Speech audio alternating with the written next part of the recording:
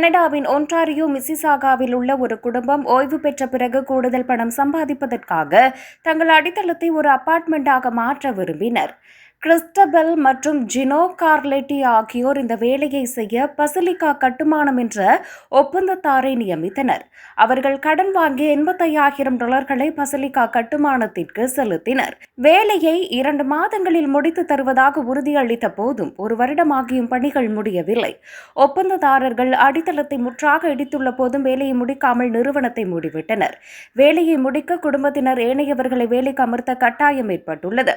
அவர்கள் ஒரு இன்ஸ்டாகிராம் விளம்பரம் மூலம் பசிலிகா கட்டுமானத்தை கண்டுபிடித்தனர். ஆனால் இப்போது அந்த நிறுவனம் மூடப்பட்டுவிட்டது.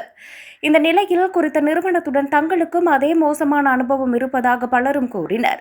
இதேவேளை தம்பதியினர் கடன் வாங்கிய நிதி நிறுவனம் ஒப்பந்ததாரரின் வேலைக்கு தம்பதியினர் பொறுப்பல்ல எனவும் பாதிக்கப்பட்ட வாடிக்கையாளர்களுக்கு உதவ முயற்சிப்போம் எனவும் உறுதியளித்துள்ளது.